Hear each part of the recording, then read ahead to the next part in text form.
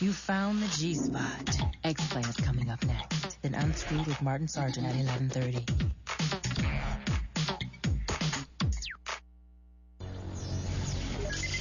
Today on X-Play, this is it, Halo 2, the biggest Xbox game of the year.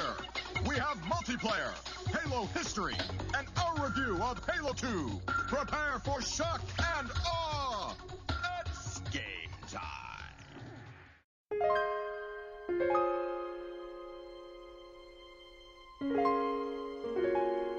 By the year 2003, Halo Combat Evolved sold around 3 million copies worldwide, becoming the Xbox's platform-selling game and flagship title. It was pretty much inevitable that a sequel would be made, and as early as 2002, Halo 2 was announced with a rather nifty trailer showing the Master Chief being sucked out of an airlock into the vacuum of space.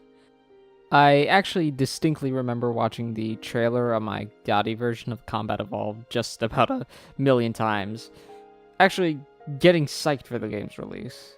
It was the first time that I had actually ever really gotten hyped for a game.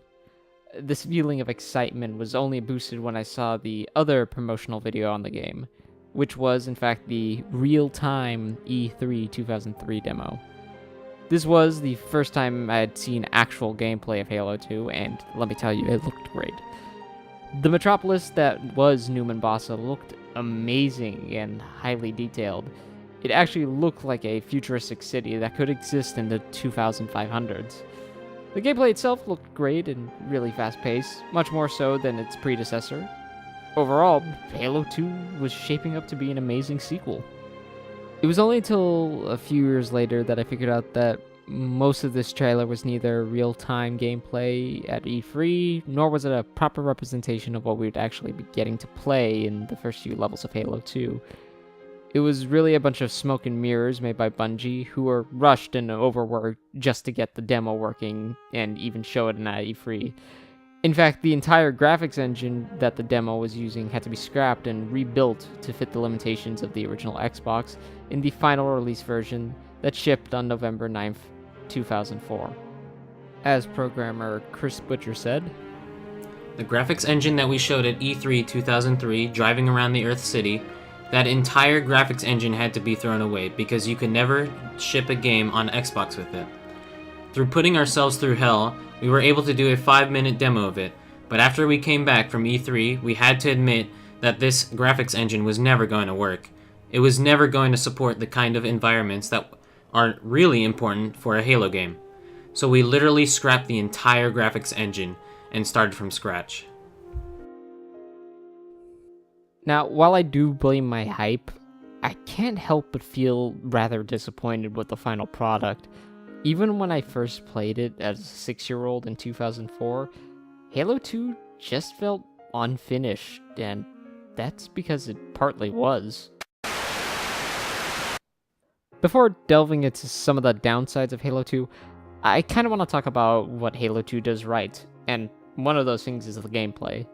Halo 2 feels lighter and faster than Combat Evolved, adding a much-needed boost in speed when it comes to combat. You feel like you're more in control of the firefights, and it's much easier to crowd control large groups of enemies. Dual wielding, although not original, is a blast to use and adds some strategic value to the game. You can operate new weapons and vehicles like the Wraiths and God's Warthogs as well. The game just feels fun to play. It just works better than its predecessor. This is especially noticeable when it comes to the multiplayer department. Unlike the first in the series, I did play the multiplayer a lot more in Halo 2. Not online, but on split screen. And this is where I think most of Halo 2's rush development went. It's fun, and it's addictive, and it strongly benefits from the speed boost. And the fights between your friends, Or enemies. feel as tense as they are rewarding. Overall, it's just really, really good. Before continuing, I should point out that, unlike the first part of the retrospective, I am using the Master Chief Collection to capture the footage of this game, and while I may be using the 2004 graphics settings, the game is always up-resed from 480p to 1080p, and runs at an almost constant 60 FPS, no matter what the graphics settings are on. In comparison, the original Xbox 360 version ran at around 30 FPS most of the time, but would dip if a lot of things were happening on screen. That being said, though, the game is still graphically superior to Combat Evolved and does look really nice for a 13-year-old game, but in comparison to games released around the same time, like Half-Life 2 and Metal Gear Solid 3, Halo 2 kinda falls short on the graphics and character model department. However, this Anniversary Edition does boost the graphics tenfold, making the graphics look up to snuff with most modern games, and it looks amazing. So, good job, 343 Studios. Now that I've covered all the good things that Halo 2 did, I kind of want to go over the things that it did poorly on, and one of the main things is its story. Not that Halo Combat Evolved was that deep or totally interesting to begin with, but there's definitely a lack of polish or care with this one. In Halo 2, you still play as the Master Chef, as well as his alien counterpart, the Arbiter. In the Chief's levels, you gotta shoot some aliens and stuff to save the Earth, so nothing's changed there. As the Arbiter, you gotta shoot some other aliens, or the Flood, that broke away from the Covenant to protect their hierarchy and continue the great journey and shiz. Also, by the way, all the aliens can speak English now, not just the grunts. And this surprisingly makes the game less interesting. Since we now are a part of the Covenant and understand everything that they are saying, all the mystery and intrigue is just kind of thrown out the window. The Arbiter himself is also just a bland character. He's just some dude that got demoted and promoted like 5 minutes later. The Master Chief wasn't that interesting in the first game, to be honest, but at least he had some mystique to him. Overall, I think the inclusion of the Arbiter is detrimental to the game as a whole, and Bungie should have focused more on building the Master Chief's character, like they did in Halo 3 to some extent, and the level design. Speaking of that, before I delve deeper into the level design and its problems, I want to point out one upside to them in comparison to their predecessor, and the upside being the copying and pasting of levels that plagued the latter half of Combat Evolved is virtually gone, and nearly all the levels feel new and fresh. That being said, though, other problems have been amplified. See, remember the library? And remember how you had to wait and kill waves of enemies before the door opened?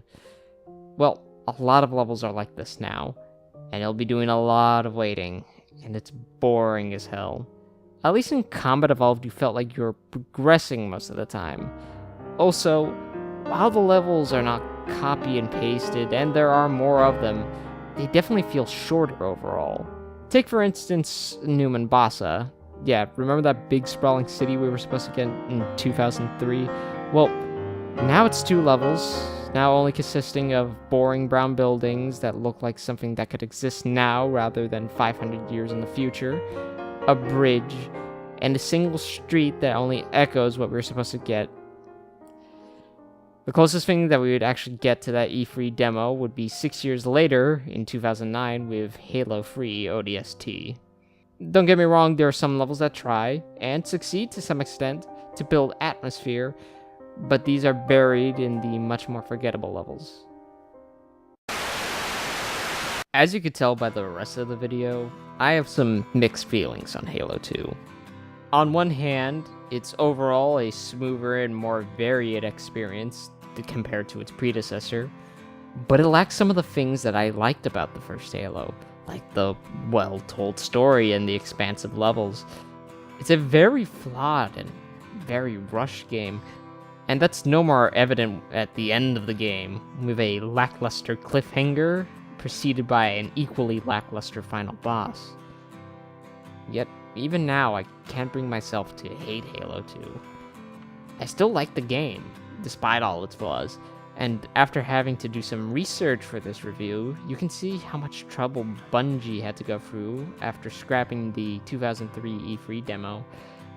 As lead 3D and effects artist Shin Kai Wang said in an interview in 2010. The new Mombasa E3 trailer was such a hack that we felt horrible after we came back from the show. It just showed us that we had nothing, and the amount of work we had to make ahead of us was astounding. Everything from boarding, double wielding, Jackal's offense formation, insertion pods, most of those were all done for the trailer. None of them were really implemented in the engine. With clever hackery, it was in the engine, just not implemented. Overall, Halo 2 is a commendable yet flawed game that taught 6-year-old me a very important lesson. While it's nice to get excited about things, never let your expectations get out of hand. It was a lesson that I firmly kept hold of until another E3 trailer caught my 8-year-old attention in 2006. But I'll save that for the third and final part of my Halo Trilogy retrospective. See you there.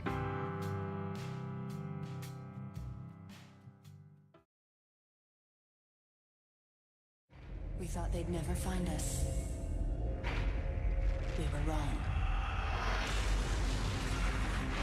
No enemy has ever withstood our might. I need a weapon. There are those who said this day would never come. What are they to say now? Rated M for mature.